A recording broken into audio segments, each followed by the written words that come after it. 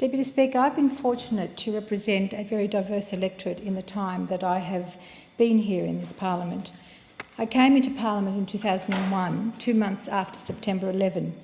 That was a very difficult time for the world community, but it was especially so difficult for the many people in my local community.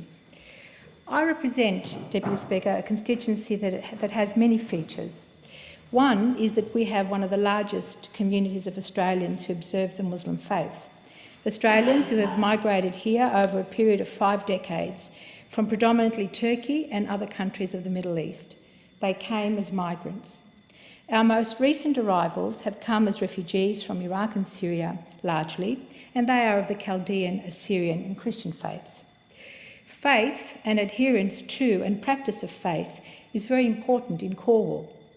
Our mosques, our churches, the Buddhist and Hindu temples, the Sikh Gurdwara, they all are an integral part of our community life, not only at the time of worship, but also in other areas of our lives, such as welfare, settlement, services, family and individual support. Our local interfaith activities allow us all to come together, often to share each other's cultural and religious events, to talk to each other and to get to know each other. Iftar dinners during Ramadan are a long-held tradition in Calwell, alongside the sharing of significant Christian events of Easter and Christmas, the Tibetan Buddhist Temple Spring Festival, Flower Festival, the Sri Lankan Buddhist Temple Lighting of the Lamps, the Vietnamese Moon Festival, and so many more. This is the successful multicultural and interfaith community that I have known and do know well and represent here in Parliament. This is the successful multicultural Australia that we as a country are widely known and admired for. It hasn't always been easy, of course, Deputy Speaker. Managing diversity such as ours in this country does not come easy. It has required community and political leadership that has overseen policies implemented over 50 years that have transformed our young country into a dynamic, modern, forward-looking society. And while we still lag in our efforts to reconcile fully with our ancient Indigenous inheritance and our First People, we are optimistic that the community and political will and leadership is here now to eventually make it right with our Indigenous Australians. Events, especially those of and since September 11, remind us always that our community's cohesion, while robust, is also fragile. We can be bold in our initiatives, but at times we have to tread warily. And although a successful multicultural community, we are not perfect, and our success will always depend on what is in our hearts and what comes out of our mouths. Our words and our thoughts are key to how we shape our relationships and how we interact with our fellow Australians and our broader community, our global community. So for my community, those of Muslim faith and indeed those of the significant Pacific Island and New Zealand Maori community, the massacre in Christchurch on Friday, March 15, of 15 innocent people while at prayer at the Noor Mosque at the Linwood Islamic Centre Mosque were terrifying. The shock and disbelief they felt was heart-wrenching. For our New Zealand Maori community, the shock was an unspeakable horror. How could this happen in the sanctity of their homeland? For my local Muslim community, the execution of innocent people while at prayer was also, for them too, an unspeakable horror. Gut-wrenching also, however, was the stated purpose of the perpetrator. Fear for the safety of our Muslim community became a matter of concern. Many asked themselves and others, should we be afraid? But the majority said no. My local Muslim community understood that their immediate responsibility was to come together and to reach out across the Tasman to our brothers and sisters in Christchurch to help and comfort them. There was no time for them to be afraid for themselves. The morning after the horrific attack in Christchurch, I joined the Federal Labor leader Bill Shorten and my Labor parliamentary colleagues Peter Khalil, the member for Wills, and Tim Watts, who spoke previously, the member for Gellibrand, and the member for Isaacs, Mark Dreyfus, our Shadow Attorney General, at the Islamic Council of Victoria, who went there to pay our respects to New Zealand's Muslim community and stand side by side with them at this terrible time, alongside members of the Islamic Council of Victoria who were present. I want to thank the ICV's President Mohammed Muhaddin and Vice President Adele Salmon for giving us a space to express our sincerest condolences and combined grief for the 50 victims of this dreadful and heinous crime, and to honour and pay our respects to their families and friends. 2 days after the attack, on Sunday the 17th of March, the Islamic Council of Victoria hosted its annual Victorian Mosque Open Day, a day that always sits in my annual calendar and one that marks Harmony Day and takes part in Cultural Diversity Week, two of Victoria's largest multicultural celebrations. I joined my community at the Islamic community Milliguroosh Meadow Heights Mosque, and I was very pleased to see a great number of other members of our community come to the mosque on that day to engage with their Muslim neighbours in what is a wonderful initiative that does see mosques open their doors and their hearts to the broader Melbourne community. They came on that day to offer their condolences, to leave flowers and to express their own horror at what had happened in New Zealand. Their solidarity and expression of love on that day was widely felt by all of us in attendance.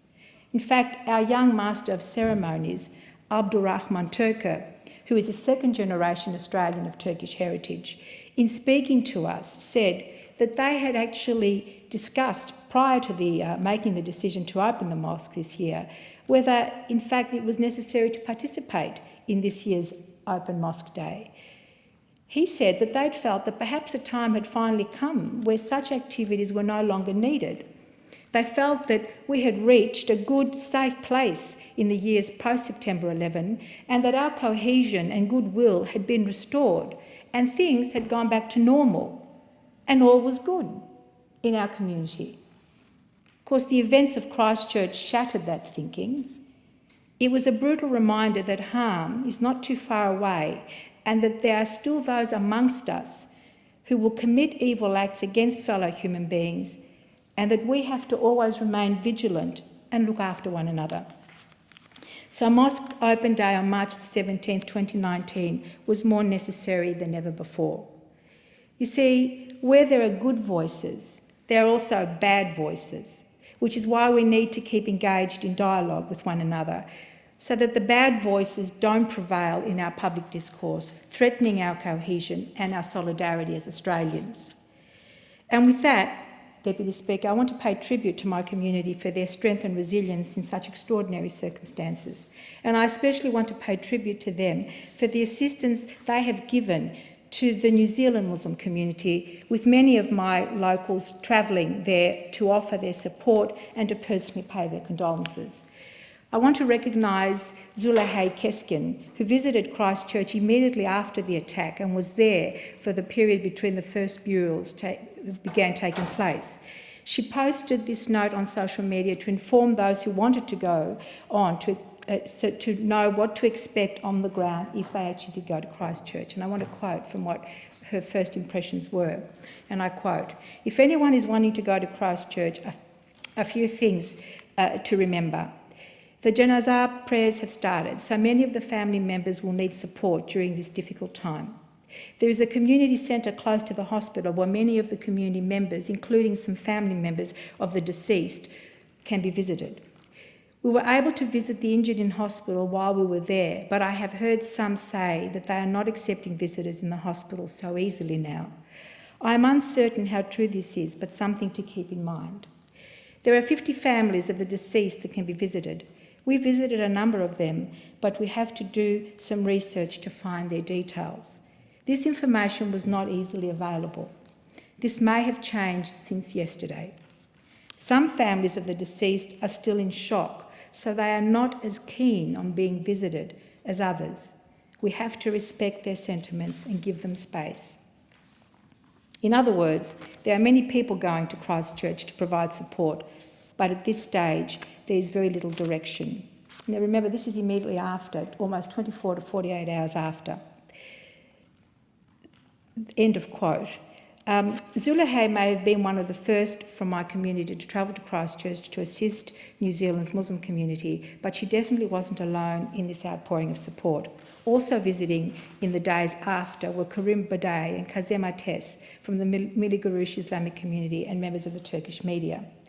On Friday the 22nd of March, a week after the events in Christchurch, the Calwell Muslim community came together for a prayer and vigil outside the Hume Global Learning Centre in the heart of Broadmeadows. I want to thank the Islamic community in Milliguroosh for organising the prayer vigil, where we all came together in solidarity with our Christchurch brothers and sisters in order to express our combined grief through prayer and reflection. 50 prayer rugs were placed in front of us, one for each of the 50 people lost that tragic Friday in Christchurch. Their names were placed at the top of each rug, and here I have the rug of one of the victims, 77-year-old Musa Noor Awali, who was murdered while praying in the Noor Mosque. Deputy Speaker, I want to thank the following speakers on the night for their stirring words and for their compassion, the compassion they expressed to the victims, and for their commitment in standing in solidarity with the community. Clayton Williams, the State President of the Craigieburn, the Church of Jesus Christ of Latter-day Saints. He is a New Zealander, and I had recently handed Clayton an Australian flag the night he became an Australian citizen at the Craigieburn Global Learning Centre. He was as much stirred about what had happened in his homeland as he was proud of having become an Australian. I want to thank Noor Aslantash, the head of the religious affairs at the Turkish consulate, Karim Badaya from the Islamic community in Milliguroosh, and Asma Zeno, the Islamic community in Milliguroosh Meadow Heights Youth Group President. Deputy Speaker, we've come together so many times, certainly in the 18 years that I've been here in this Parliament. We've come together to express our compassion, express our condolences for the many horrendous murders that have taken place across the globe, often in the name of religion, and in this case, in the name of white supremacists. It's absolutely important that we condemn the words and the language of people whose prime motivation is to harm others because they are different. And today, in expressing my condolences, I also want to commend the Prime Minister, the Deputy Leader of the Opposition, and the many colleagues who have spoken and will speak in this chamber, leading by example, condemning hate words, condemning hate speech. And I commend my own community, my local Calwell community, for the amount of work. I commend them for the amount of work that they do in servicing their neighbours and their friends. Thank you. Thank you, Member.